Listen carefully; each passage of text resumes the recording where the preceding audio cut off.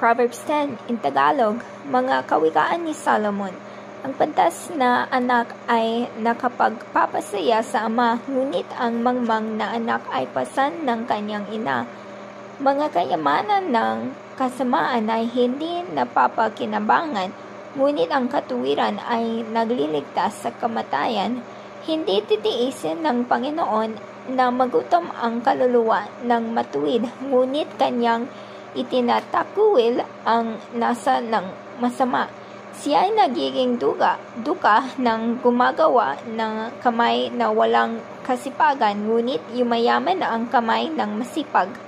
Siyang nagtitipon sa tanginit ay pantas na anak, ngunit siyang natutulog sa pangani ay anak ng kahiyahiya.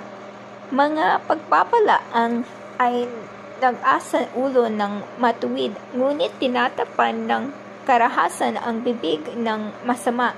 Ang alaala sa ganap ay pinagpapala, ngunit ang pangalan ng masama ay mapaparam.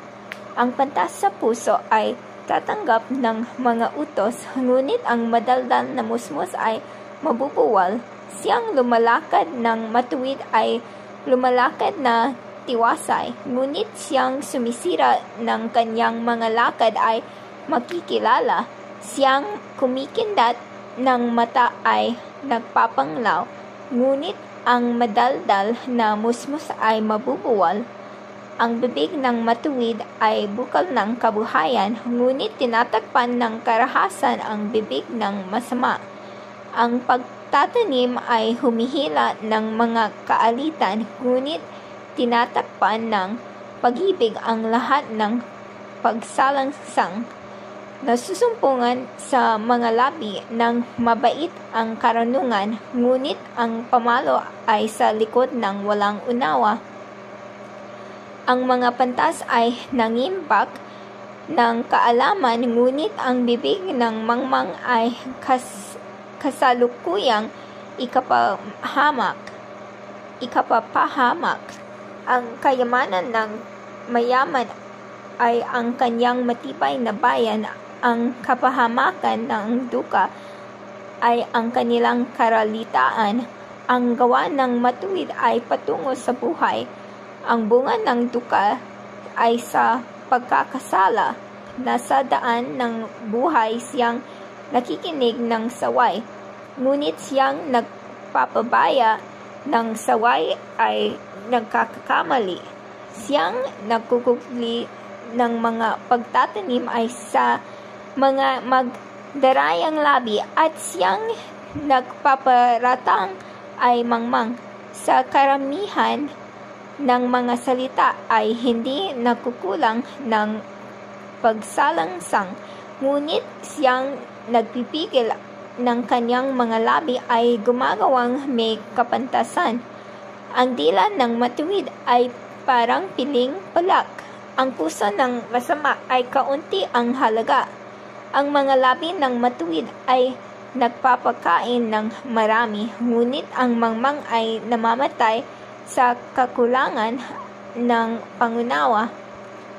Ang pagpapala ng Panginoon ay nagpapayaman, at hindi niya idinadagdag ang kapanglawan. Isang paglilibang sa mangmang ang paggawa ng kasamaan, at gayon ang karunungan sa taong nangunawa. Ang takot ng masama ay darating sa kanya, at ang nasa ng matuwid ay ipagkakaloob. Pagka ang ipo-ipo ay dumadaan ay nawawala ang masama, ngunit ang matuwid ay walang hanggang patibayan. Kung paano ang suka sa mga ngipin at kung paano ang usok sa mata, ngayon ang tamad sa mga nagsusugo sa kanya. Ang pagkatakot sa Panginoon ay nagpapalaon ng mga kaarawan, ngunit ang mga taon na masama ay mga ngonte. Ang pag-asa ng matuwid ay magiging kasayahan, ngunit ang pag-asa ng masama ay mawawala. Ang daan ng Panginoon ay katibayan sa matuwid, ngunit kapahamakan sa mga mangangawa ng kasamaan. Ang matuwid ay hindi makikilos kailanman, ngunit ang masama ay hindi tatahan sa lupain.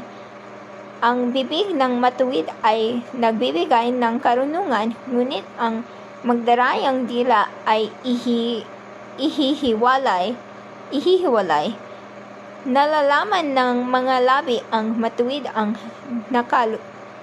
nakalulugod, ngunit ang bibig ng masama ay nagsasalita ng karayaan.